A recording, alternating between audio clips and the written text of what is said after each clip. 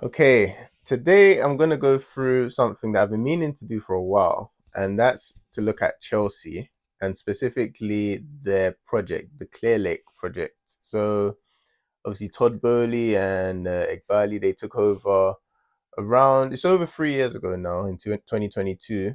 And it might feel like longer because so much has happened since then, specifically with Chelsea. And I think the general consensus is that this has been chaotic. It's been all over the place. And I think very recently, with Chelsea winning the Club World Cup and maybe a few signs last season, some people have started to become a bit more positive about the project. But overall, it's still that idea that it's been a complete mess. And I guess I just want to look at it from a different lens. I think that this is the most ambitious project that we've ever seen in football. I really think it's something that no other club has tried to do. And what's more than that, I think they've actually done a really good job. I think I'm going to break down exactly, all the positives and negatives so far, but I think they've done a great job, and I think we're going to see the fruits of everything they've set up this coming season and in the next few seasons, right? So I just want to take you back to where Chelsea were when they took over, right? And okay, they were third place in the last season of Abramovich. This was Thomas Tuchel's real full season at the club. Um, not they were 18 points behind second. So it was really a two-horse title race between City and Liverpool that year. Uh, they were quite close to Tottenham and Arsenal. So that roughly gives an idea of where they were. Expectations were a bit higher at the start of that season, if you remember, because they had won the Champions League the year before. Um, but yeah, pretty much a strong Chelsea team as they have been for over the last 20 years, right? They lost a few players, so, like Rudiger on a free, Christensen on a free, people like that. So they were left with quite a small squad going into the summer. So this is the first summer of Clearlake, right? And just looking at the players here, guys like Mendy, he only had five defenders on the books. Reece James, Thiago Silva, guys like that. Jorginho Kante, people like that. And the attack in particular, very weak, right? They had just Havertz, Broha, Pulisic, really, Ziyech, So this is what Chelsea looked like 3 years ago. Now, first thing you might notice is very different to the team now, right? So a lot has happened since then. But where I think the narrative about Chelsea being a complete mess comes from is from this first summer, I believe, because they went all out this summer. Okay, they've signed 17 first team players, right? And you know when you sign that many players, it's always going to be sorry, 17 first team players in the summer and in January. By the way, this is, and it's always going to be, you're going to have some successes and some negatives. But I think if you look back at that window, it was pretty bad. It was pretty bad, all things considered. I'll just break down. I've separated people into whether they were successful, unsuccessful, or in the middle. Hard to tell at the moment, right? And would you agree with this? Firstly, would you agree that with all of these, just go through some of them? People like Cucurella, Madueke, Andre Santos, those are those successes. Gusto, Yeah, yeah. I mean, based on the impact that they've had on Chelsea, you could say that those are the successful ones. yeah, and you got to remember as well, they're successful now.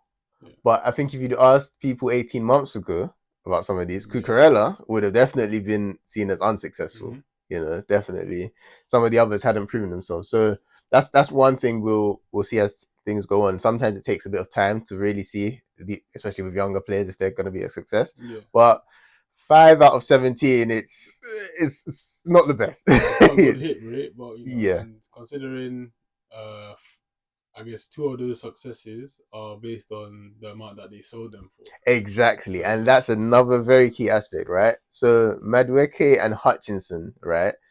They are not Chelsea players anymore, but they show the first signs of this project where there is success in terms of course, adding to the team, but also if they can make a profit from a player, that's all part of the business plan. Yeah.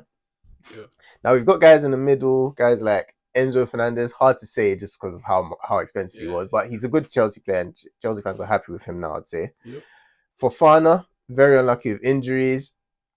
I would say he's close to unsuccessful right now, but if he was to stay fit, I think he's got the ability to be a starter for Chelsea. So that's why hmm it's still unclear.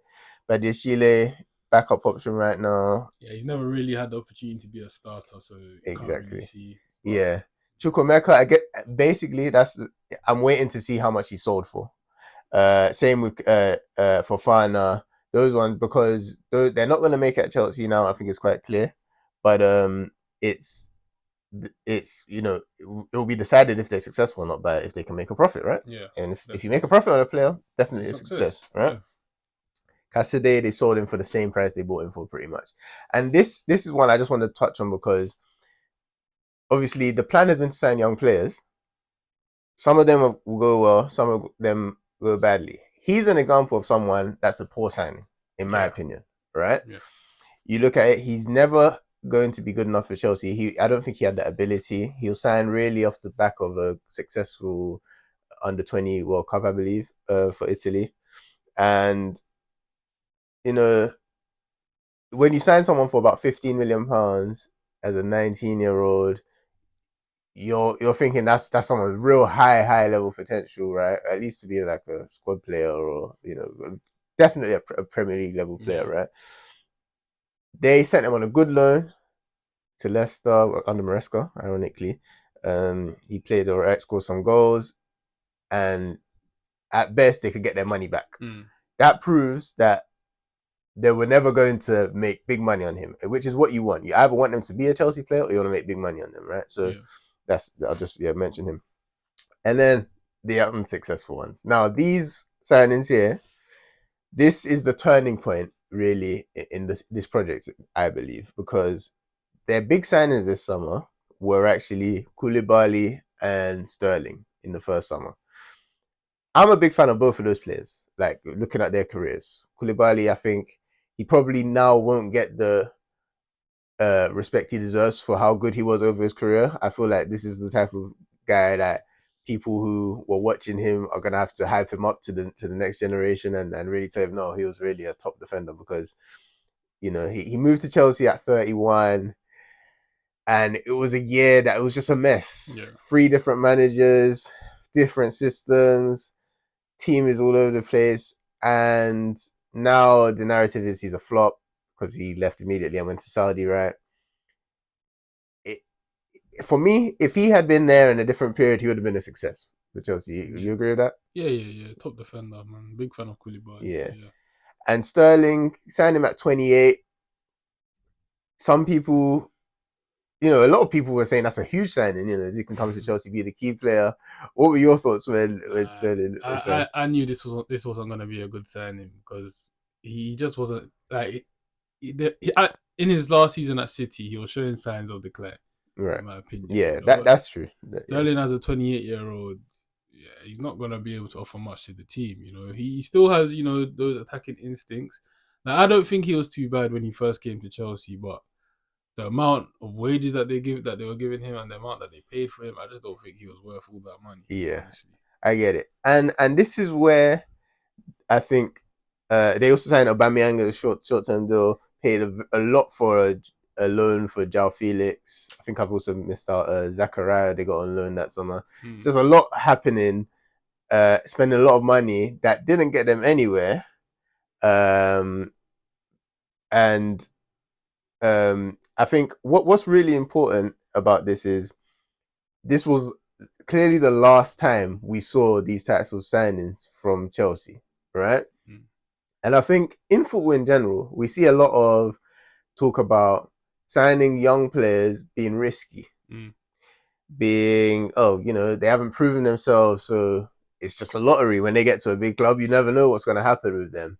I think that's throughout time that's been the narrative, and that's why especially bigger clubs always signed um, have always signed more experienced players. You wait for players to develop at smaller teams before you pick them up, unless they're really really special, right?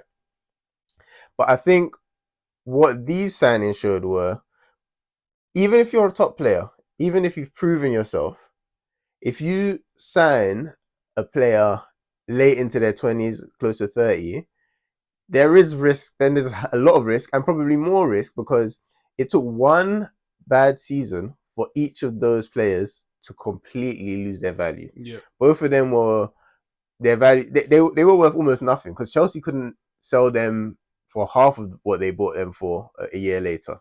You know, they were on high wages, of course, as naturally because they'd been on at their previous clubs, and yeah.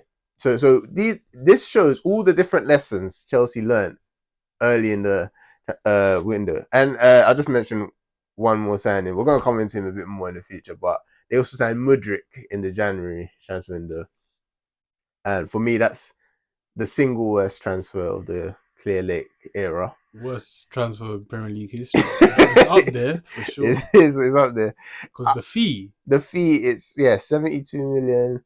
I mean, now he's out on a drug ban, but even before that's not even playing much into my mind when I say that. I remember this signing that whole January. I think I watched like his highlights videos maybe 10 to 15 times because I was just you'd see a race for between Arsenal and Chelsea. Who's gonna get him? Who's gonna get him? This is gonna be the key in Arsenal's title race. I'm like, oh wow, I must be missing. I must be missing something. I must have just like I must not be seeing the clips, right? Because I'm watching this and I'm like, okay, this is a pretty average player here. Yeah. All right, watch it again. I'm like, this is clearly an average player, and yeah. So and the amount of fans that were pushing for this signing, they were begging for him. They were, my gosh. So there's also risk when you go big for young players if you don't know what you're looking at, and that's a very important lesson. Yeah, straight out of Ukraine. Yeah, exactly. Wow. Like for you to be paying 72 mil for someone straight from there, like they've got to have been amazing. Like exactly doing stuff you've never seen before. So okay, I went through all of that because I think that one season showed all the lessons that you can learn in recruitment for a big club. Okay, and if we look at what they did there, they spent in total £545 million on all of those players. Wow. Yeah, right? Yeah. When you look at it that way, almost nothing came of it. In fact, worse than nothing came of it. Because you remember where Chelsea finished at the end of that season? 12th place. God damn. 545 million spent to finish 12th. And by the way, they only brought in £58 million. So it was a net spend of almost 500 million, £487 million. That's crazy. So they deserve every bit of criticism they were getting. And, it's one of the worst years of, planning, spending we've ever seen. So when you look at everything in total, it makes sense why Clearlake have this reputation they do, right? I don't argue with anyone, and based on this season here, it all makes sense. All right.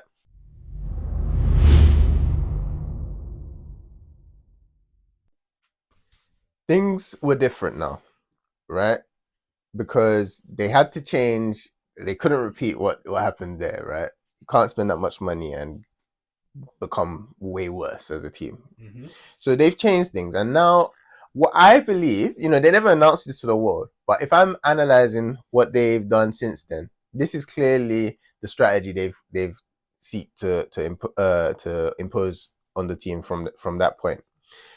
They have now aimed to only get under 25 players, especially outfield players. Okay, I think keepers are a bit different, and they've signed young goalkeepers mainly as well actually, but I think that has been a clear objective since that. And as we go through their signings, you're going to see there's been only very rare exceptions where they haven't signed a player who's under 25, right? Yeah.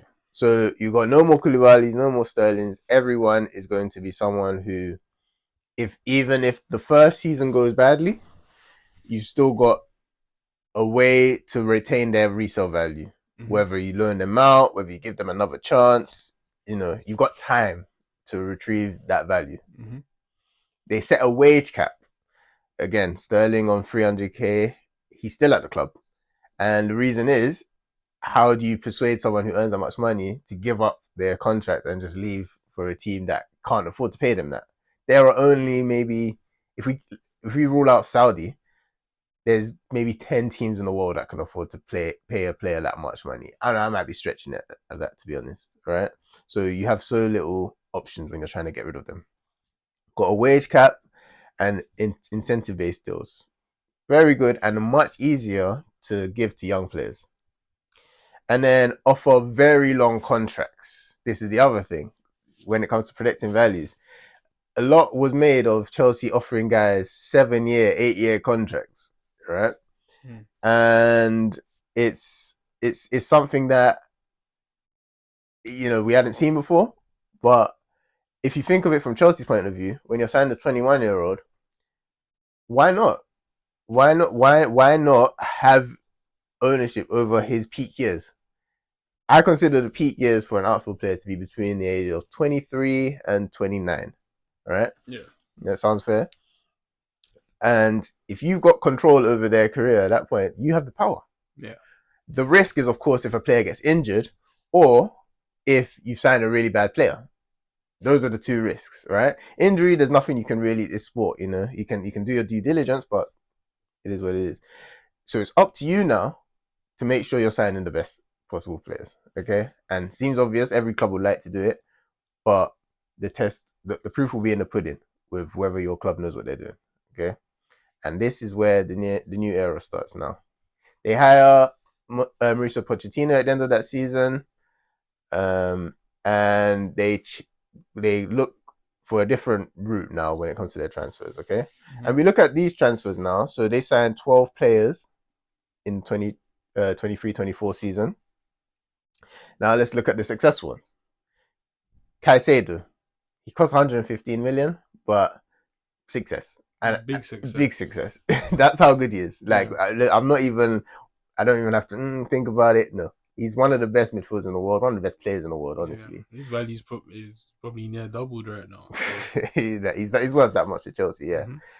Romeo Lavia is one I put an asterisk next to just because right now he's unclear. Like he hasn't done enough, but he was bought for under £50 million. So I think he's shown, even in the limited games he's played, how good he is. Everybody knows he's worth, in terms of his talent, way more than that. So he literally needs half a season or a full season of just fitness, and as soon as he gets that, everyone will be very clear that that's successful. So I think I'm giving him another year. Hopefully he stays fit this year. But yes, Cole Palmer. I mean, The biggest success. don't even have to say anything about this one. 42 million pounds. Instant success. Instant, like immediately. Like we're talking Household about name. household name, Chelsea's talisman, everything built around him. Franchise player. Yeah, it doesn't get better than that really as a signing. Mm-hmm. Yeah. Nicholas Jackson, signed for 30 million. Been very key in their last two seasons now. Very key in them getting to top four last season. There's no chance they would have got it last year without him. And looking like they're about to sell him, but he cost 30 mil. And they're asking for 80 right now. I don't think they'll get 80 mil, but they'll probably be able to get around 60 for him. Huge success. Big success. That's what you want. And you can go through all of these. All of those players on that successful side, they all fit that criteria. All under the age of 25. We could just look at Petrovic. Made money on him. Profit. Perfect. Big profit, wasn't it? Yeah, big profit. Yeah, he's there for half a year. There for a year. Loan him out. Profit. Pick a good loan and it happens. Angelo Gabriel. I think they got a bit lucky on this one that Saudi came in for him, but profit. Mm-hmm. Moreira. They signed him on a free and then sold him quite cheap to Strasbourg. for about 8 mil or something. Still profit. Still profit, and it's actually still a great signing for Strasbourg because he's looking. Yeah, Yeah, and it's a great fit for that's them. another Yeah, Clearlake club. So exactly, perfect. yeah, So 7 out of 12, very clearly successful signings. We're doing a lot better than last time, right? yeah. Clear improvement. Now the unclear ones, Uguchuku. So he's just left actually, and the price I think they're saying is £25 million. Yeah. That sounds like it should be a success, but they paid 23. Mm. So I look at it, they probably got a loan fee last summer as well, and they weren't paying his wages because he's out on loan. They probably made a slight, maybe like a mil in profit all in all. Yeah. Okay, yeah, I mean it's not a failure. It's not a failure. You got Inflation, yeah, take that into yeah, true, account, you know. exactly, yeah, yeah. Maybe some taxes, some little fees Yeah, you here know. and there. It's Unfortunately. fine. Yeah, It's it's fine. fine. It's This fine. is in the same category as Cassidy, right? Yeah. Players like this, they weren't the right signing. You pay too much money. You pay that much money if you think this is someone who can be a top player, and even if they're not going to be a top player for you, other teams close to Chelsea's level are going to be desperate fighting for them. You see that? That's the thing. That's what happened with you could say Petrovic. You know, Premier League teams were fighting for him. Teams, Champions League teams in Serie A, Bundesliga, they're fighting for him. Jackson, it'll be the same situation, and that's the key. Even if they don't make it at Chelsea, they need to be good enough that other teams see, oh, they're better than our players, Yeah. right? Um, Sanchez, he's had ups and downs in his 2 years so far. He was 25 mil. He's a number one keeper for a top four team, so it makes me think, okay, it's not bad, but like he hasn't shown anything more than that, and he's cost them at times. So he's still in the unclear right now, but he could become unsuccessful. He's contributed a lot though, you Yes, know. yes, Like I yes. said, he's their number one keeper. Exactly, yeah. He Uh, was he was about 26 when they got him, so he's a keeper, so some that's big fair. performances in the Club World Cup, you Definitely, know. yeah, yeah.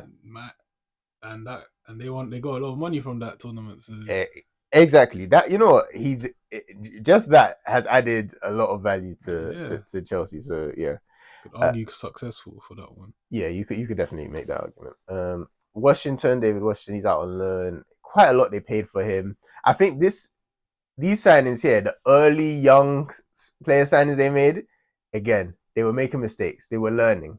Ugochukwu, Washington, Cassidy, they're overpaying. These are not bad players. Washington, for me, right? He's like a young Dominic Solanke, right? He has talent. He's a good basic all rounder. Nothing like special to his game, but I do see him as someone who could be a Premier League player in the future. But if you're Chelsea buying him at 18 for that long, for that much, it could take years of very good development, making sure he's on the right loans in every single season for him to get to that potential where you're now being able to charge more, maybe get 30 mil for him. All that work it's not worth it. And I think you'll see going forward that they've changed their strategy a bit with the younger players. So they've learned in that area too. Okay. And the two unsuccessful players, they both have asterisks, a red asterisk there because they're over. They don't meet the criteria that I set out under 25 players. They're the only two outfield players that were actually over, and funnily enough, they're unsuccessful.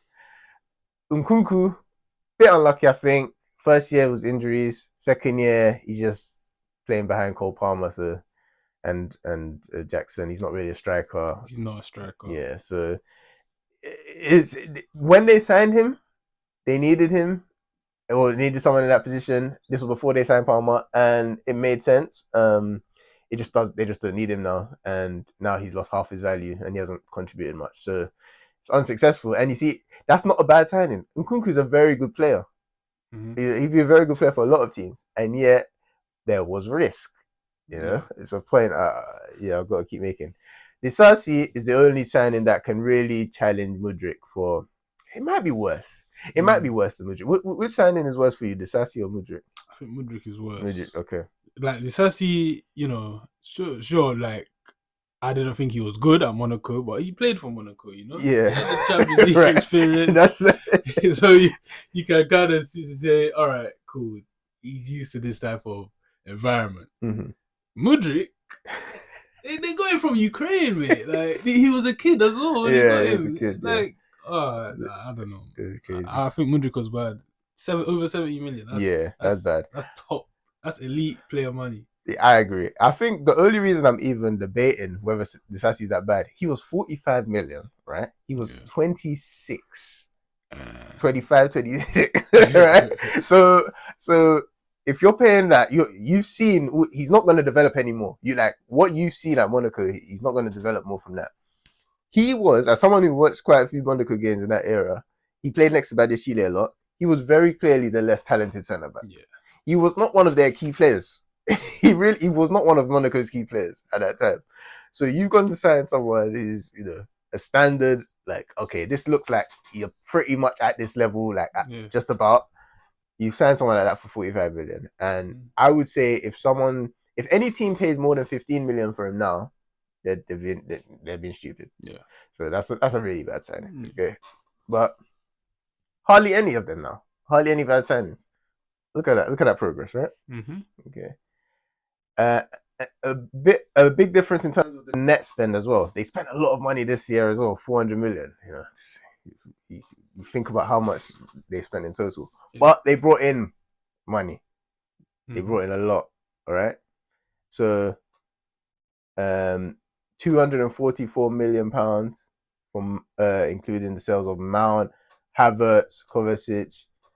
They learn a lot about how to get value for their players. Right, so there was a big upgrade in up to this point, but at the end of the day, and there's progress from the season before, but sixth place, you're still not as good a team as you were when you took over the Yeah. club. Yeah. So we're not quite there, and that needed a great run at the end of the season as well. So Poch was sacked at the end of the season. Chelsea fans have different opinions. I think now more people will be on board with that decision. For me, I like Poch, but I saw too many of his decisions as ridiculous, like during the season, playing Chilwell left wing, Cole left back. These are stuff that they were never going to work. Disasi played way too much football. I don't know if that was his signing or club, but yeah. They sacked him, and that led to the start of the Maresca era.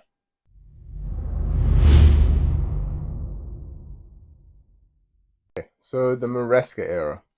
Now, very different. Um, let's firstly look at the signings they made last summer. Okay, again, successful signings in Neto, 60 mil. Would you agree? Successful? 60. Yeah, 60 million. Just Yeah. about. Yeah. I did have to think. Is this unclear? Is this clearly You know. successful? Yeah, I would say again, what he added in the Club World Cup Yeah. maybe just tipped it over the balance to me. Exactly. They Similarly needed to him. Sanchez. Yeah, yeah. Vega, they're gonna make profit on him. Signed Mm-hmm. for 14 mil. If they sell him, they'll get at least 25 million this summer. Yeah, Mm-hmm. worked out. Mark Gui, he was 6 mil. He's gonna be a 19-year-old starting for a Premier League club this season. As long as he does okay, they're gonna make more money on him. Definitely. As a striker as well, you know how the striker market Exactly. is. Yeah. All he needs is at least 12 goals. No, if he gets 12 goals, that makes 40 mil next Yeah, summer. 40 mil Yeah, striker. yeah. Tosin, free transfer.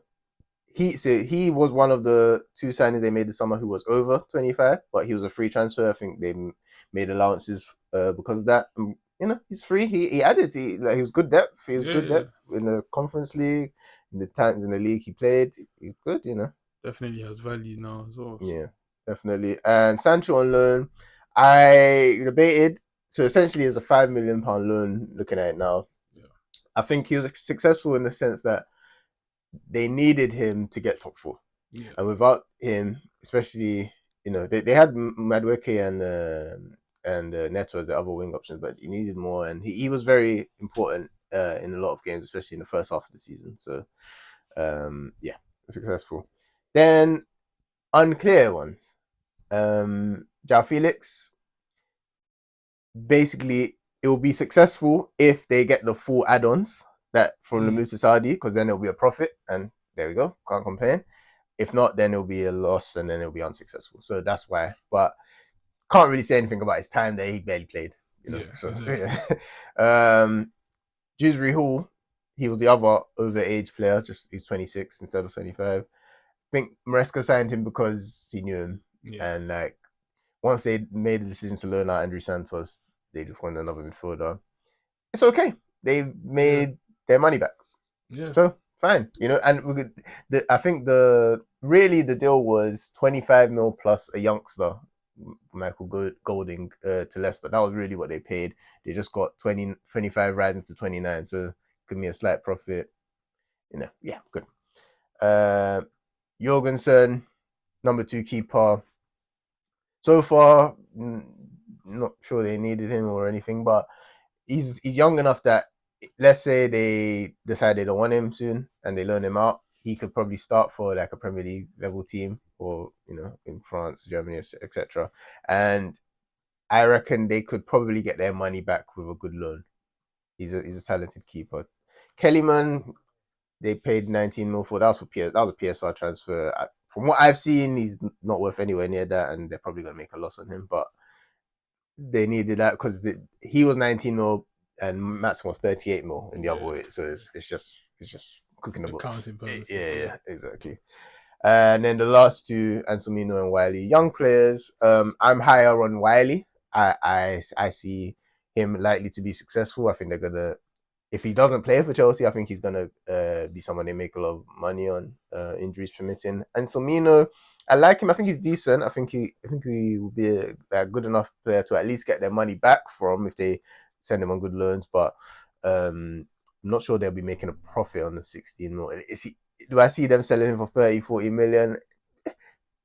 If he's at the right club at the right time, yeah. and It's true. Yeah, yeah, you never because know. he's a rough South American. Yeah, People love that. Cal exactly. Romero, look how far he's got, and got some people Exactly. calling him the best centre back in the world. So, Exactly. Yeah.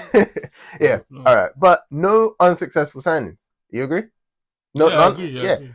What a change. Look, they've learned their lessons very clearly in this time. So, the transition has basically been complete, and it's shown in nothing. The biggest way it can be shown is in the net spend. They made money last season. Mm. They spent 207 mil, but they brought in 244 million. Right?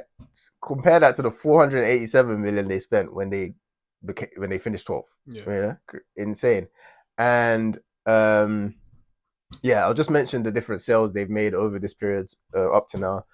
Havertz, Mount, Kovacic, Matson, Hall, Gallagher. I think a lot of these look great now.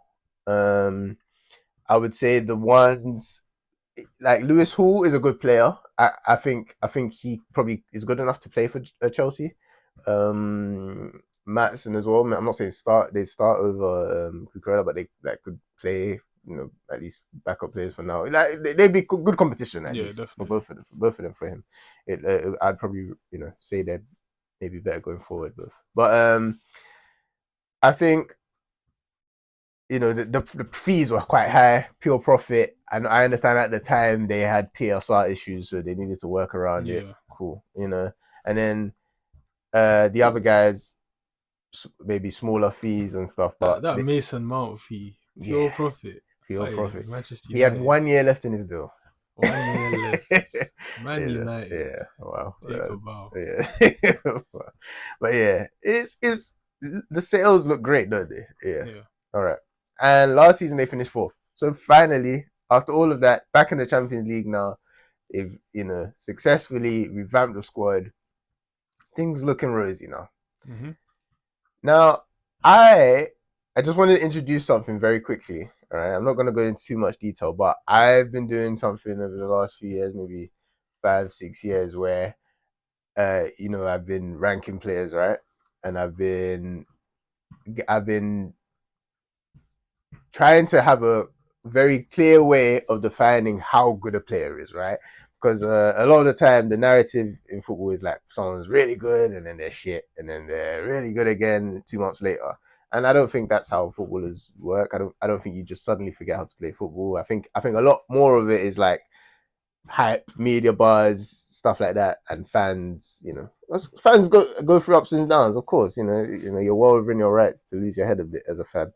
Um, but yeah, just roughly explains um the six kind of tiers that I've separated players into, and it's 6 tiers at Premier League level. This is right. So if you were not good enough for Premier League level at all, then you're not going to be good enough for tier 6, right? Tier 1 is a player who's one of the best in the world in your position in any era. Okay, so that's the rough breakdown of that. And I wanted to just mention that now because before I move on to how things look in the future, I just want to analyze the players that they haven't signed in this period so far, but they tried to. All right. These are all the guys I could find. I was looking online just to see if I missed anyone. These are people who were credibly linked, who they were close to signing, or they were at least they submitted a bid that was like close to being accepted, and it was more the negotiations that broke down. Okay. Nico Williams, Olise, Due, Kudus, Dean Howson, Barcola, Vardio. Remember, they made people forget that one. They made a 90 mil bid for Vardio in the first summer, which is mad. Waneri this summer and mainly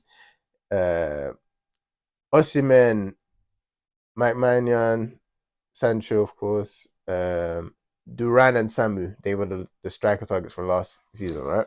Mm-hmm. And I think this tells a story of using. So the reason I brought up the tiers descriptions is all of these players are in the top 2 tiers, tier 1 or 2 for me, except from the bottom 2 maybe. Duran I might say is a tier 2. Yeah. So I'll say Samu maybe a tier 3. I'll say, yeah, so Samu maybe the 3. So and these are some of the best young players in the world, and a lot of them, when they went for them, were not seen like that. Barcola, Duran and Samu for sure.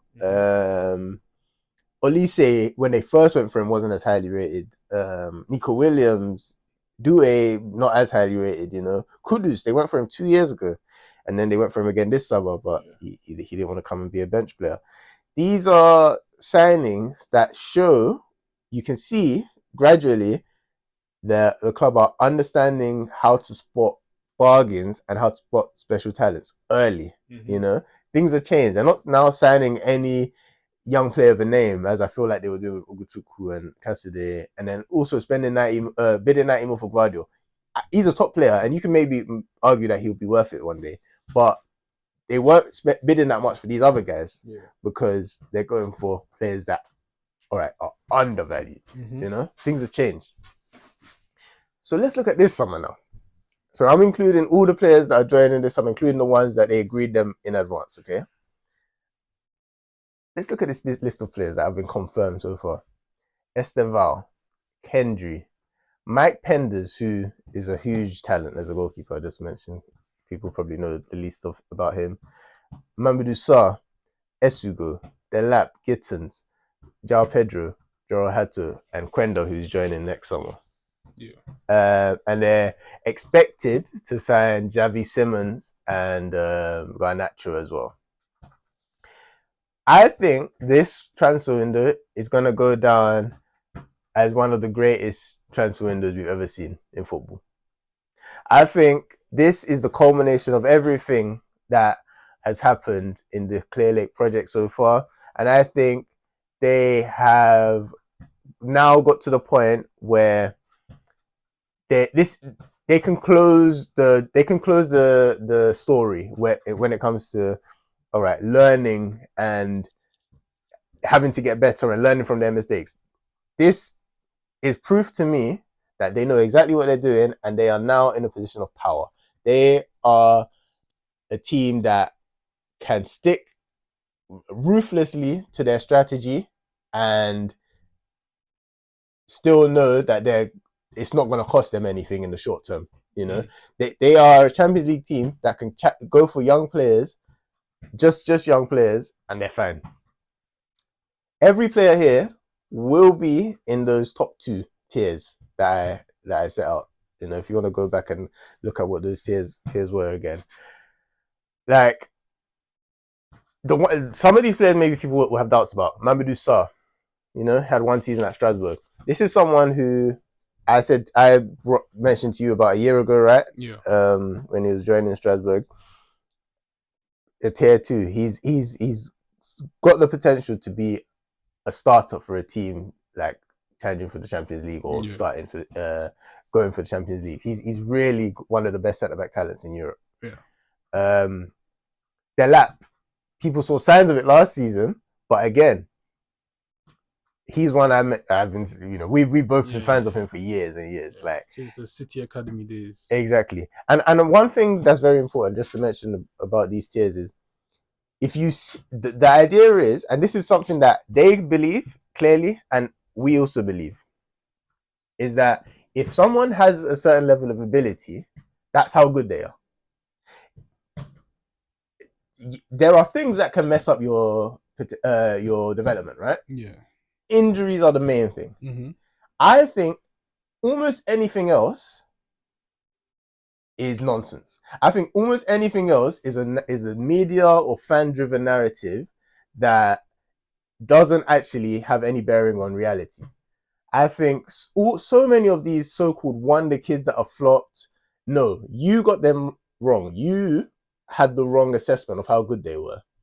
And what I've tried to show over the last few years, and I feel like I've succeeded, and I'll talk a lot more about it in coming years, in the coming months, sorry, is that if you have a good grasp of how good a player is, you've got that eye, then you don't need to make mistakes. Yeah. You are in control. And I know the people at Chelsea, the people in charge of Chelsea's recruitment, are the best around when it comes to their eye. I know it. They see talent a year ahead. Yeah. You know, the goal is when you're rating these young talents. I mean, it'll be great to immediately have everybody's potential figured out like immediately, right? Mm-hmm. That's the dream for everyone. Yeah. But the one thing you don't want to do is sign someone expecting them to be very good and they're not very good, because that costs you money, that costs you time, that messes up your project. We've seen it so much, especially at I'm a Man U fan. We're Man U fans, like we see at Man U every season pretty much. Yeah. But I believe every player on this list is going to be a top player, and most of them, in fact, all of them, none of them are overpriced. None of them are overpriced. Like Esteval costs £30 million. Like, in 2 years' time, that's gonna sound so insane. Yeah. That's gonna sound ridiculous. Mike Pender's like 15 million. Sarr like 15 million. They're like 30 million. Yes. The most expensive player here is Gittins for 60 mil. And I mean, like, I am a big fan of him. I think this season he's gonna be a starter and he adds a lot to this Chelsea team. I think, right? Before I get onto what their team looks like now, I just mentioned they spent about 248 mil so far. But if you add, let's say, 100 mil, let's roughly say on the Simmons and Garnacho, yeah. so it's going to be quite a lot of money, 350 mil spent. They've already brought in 205, rising to 230 million pounds this summer, and they've got, I would say, about 100 to 150 million pounds worth of players still to sell. Jackson, Nkunku, Tyreek George, it looks like he's going to leave. Vega, maybe now because of the Colwell news. Chukwemeka, they're making money for these guys. Yeah. So after signing 10 of the best young players in the world, 10, yeah, about 10, more than 10 of the best young players in the world, they're going to break even this summer. That's, they're doing things other teams would dream of doing. Yeah. Clearlake are the best. This recruitment team are the best recruitment team in football, and they know what they're doing more than any other big club right now. Yeah, definitely. Yeah. So the proof is in the pudding. Exactly, man. Right? Just won the world champions. Exactly. We've seen the first signs, right? The trajectory is scary. Mm-hmm. It's very scary right now. Yeah. I get people saying they don't want to make too much out of a preseason tournament, blah blah blah. No. Teams were trying to win this tournament. There was a lot of money up for grabs. Exactly. They were playing their best players. Yeah. like PSG got to the final. Like, Mm-hmm. anyways, yeah. Yeah.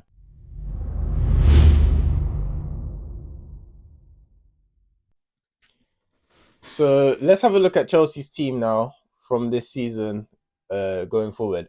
I think this here, what I put is their best 11 and their bench if everyone was fit. Okay.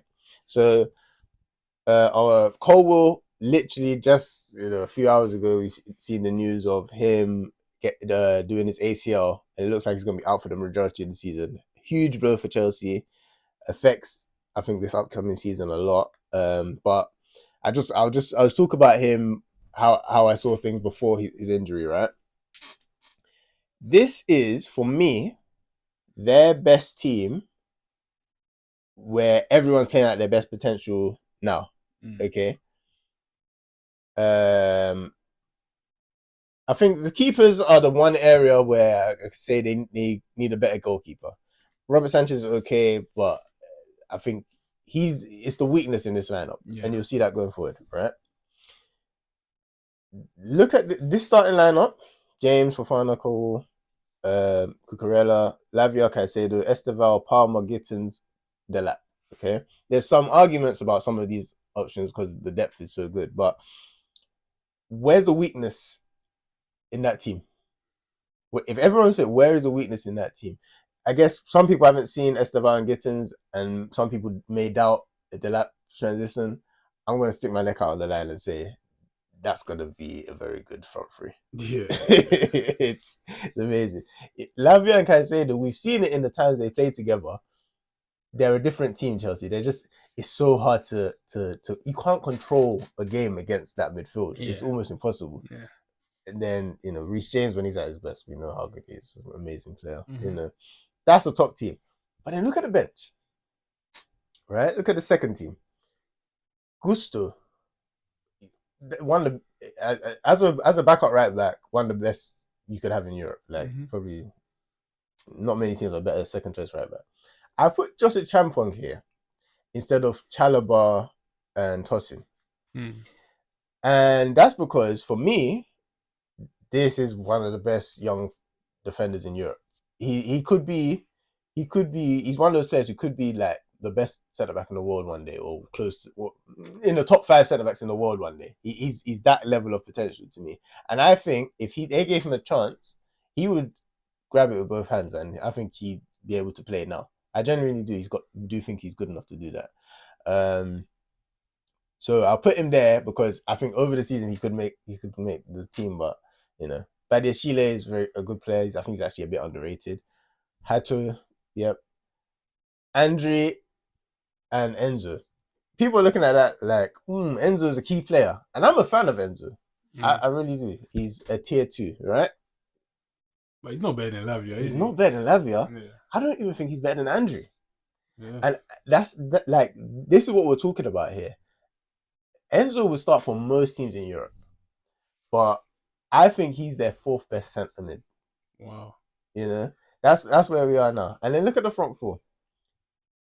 Neto, Simmons, Garnacho, Del Pedro. This is that's a top 4 attack front 4 in maybe every single Premier League season. Maybe, or like it's up there. It's very, very good.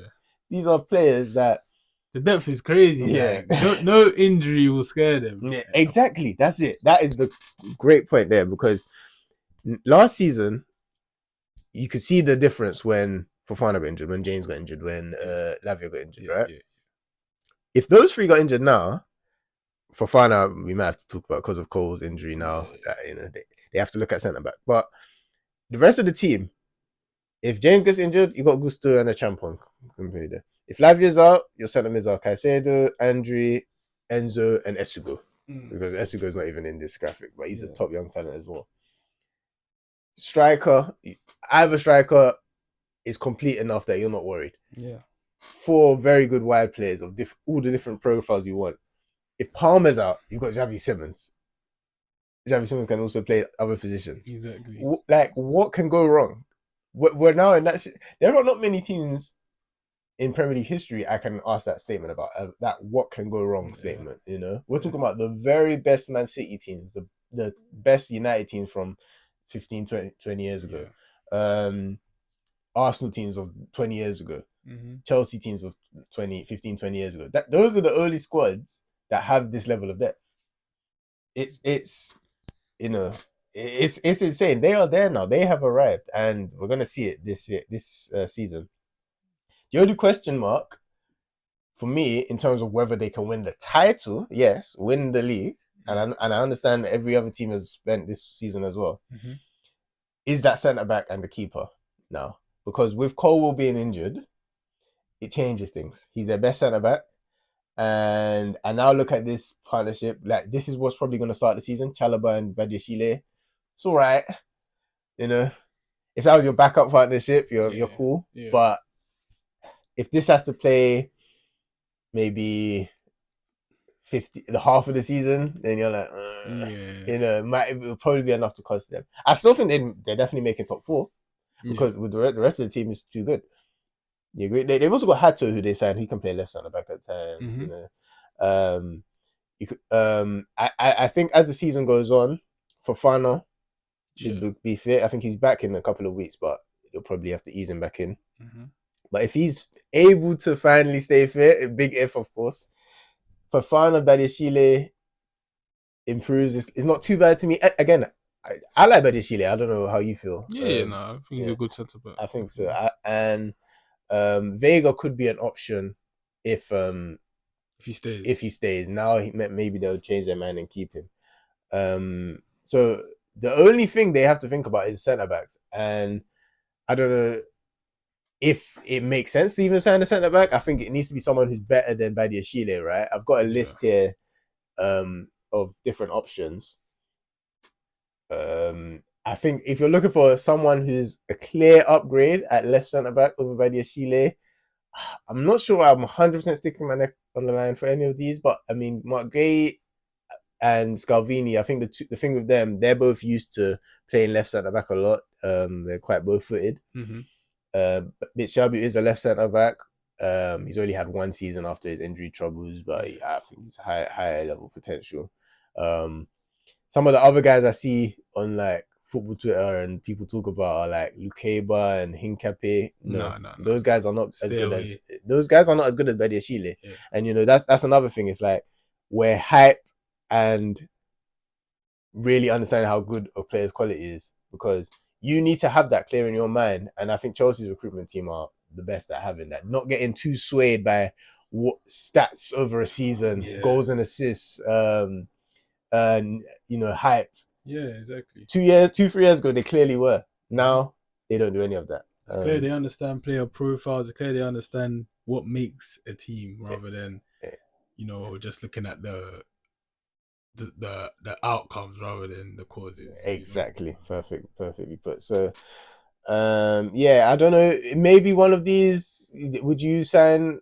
Would you say any of these would be like, all right, just go for them? They're so good that they could be the difference this season. I mean, if they could, I would say, uh, Diamande on the list, very good Mm-hmm. centre back. Even Yeah, Howard Bellis as well, because I don't think he'll cost too much, yeah, and potentially, uh, he could be a starter long term with Colwell. Like he might even be better than Fofana. yeah. So I agree. I I, think th- he's I the. think those two are the ones that I would go for because in my opinion, they probably have a higher ceiling than Fofana.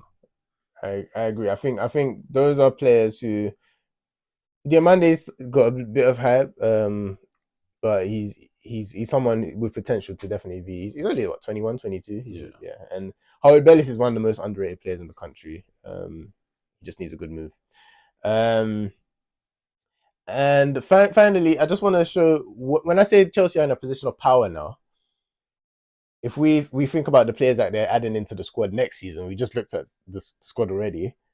Penders, Sarr, Kendry, Quenda, those four players, like they are all going to be top players, like some of the best players in the world. Quenda is one of the best young talents one of the best young wingers I've seen like ever. Like Yeah, no, honestly, yeah, he's amazing, man. yeah, People don't understand how good he is because yeah, he's been playing wing back a lot. yeah, He's playing in Portugal and he was playing like he was only 17 last season. yeah, But so the fans who were watching him week in week out, they know what he brings. Yeah, yeah, they know how good he is, yeah, and that signing was a coup. I'm surprised other teams didn't go for him.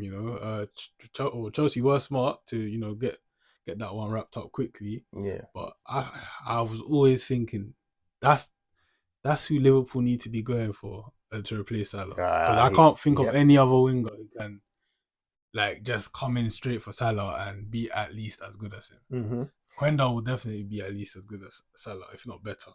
I agree. I think he's that big a talent, and I think if you've got now Esteval and Quenda, you've got two of the top three young wingers in the world of football. Mm. With Yamal, of course, Yamal's he's different. He's special, but I just think now when all Liverpool, for example, as you said, all these other teams that are trying to compete with you over the next few years, I don't think that is one position they're just going to have to concede. All right, we're not going to match them. We're not going to match their quality when it comes to the wide players. And Yeah. remember, Cole Palmer's playing between them. Their midfield behind that is amazing. Yeah. Like so, if you've got that base, that midfield five for the next 5 years, for example, you will compete for every title. You will compete for every Champions League trophy. Yeah. You will, and that's where Chelsea are now.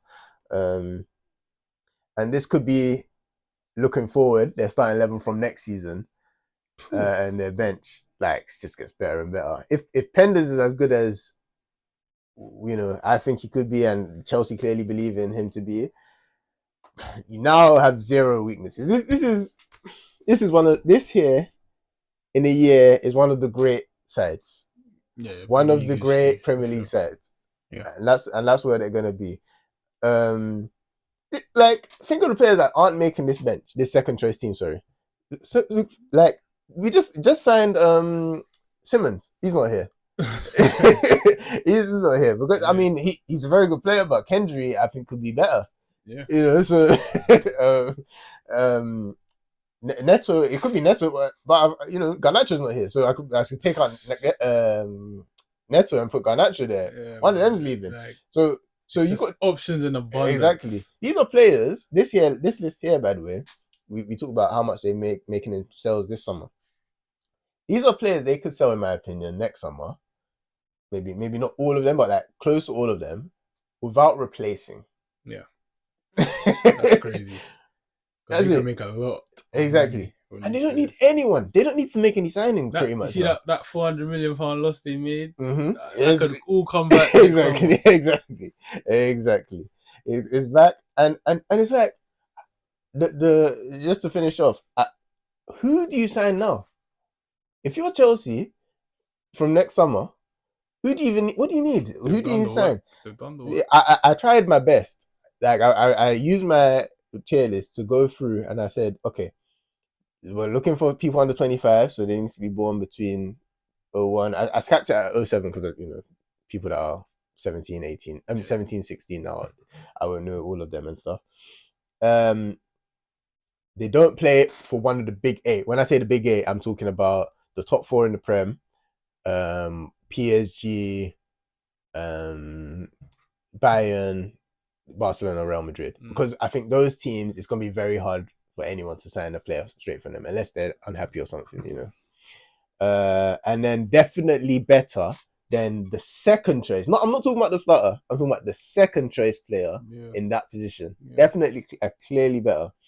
I think a lot of it is centre backs, as we mentioned, because if you sell guys like Chalobah, Tosin, maybe Badiashile, but none of them were in this team, by the way. This second choice team, none of them were in the second choice team. Look at those four centre backs. Yeah. if injuries are fine for Cole and Fofana, you don't need anyone. But yeah, most of the players that I found that could potentially make that are centre backs. Apart from that, you're looking at players that they don't need, but maybe you just go for them because they're available. Livramento, you don't need him. You got two good right backs, but I mean, he maybe I guess he's better than Gusto, so Yeah. cool. Wharton, Beleba, Rig. Yeah, These are it's like the only signings that they'll have to make are signings that will just basically, reduce competition and just further strengthen and you know is it the signings the next signings they have to make will just help them dominate in my opinion. exactly? You And know, that's where they are. And this all seems crazy because they finished fourth last year, and most people don't even think they have a realistic chance of winning the league. yeah. So the way we're talking sounds a bit crazy. I know it's gonna sound like that, but come back to this in 12 months and think about what we were saying because there isn't much they need. They are there now. This is the most. If you just look at the last year or so, this is the most well executed project we've ever seen in football at this scale, and I think the future now is so bright for Chelsea.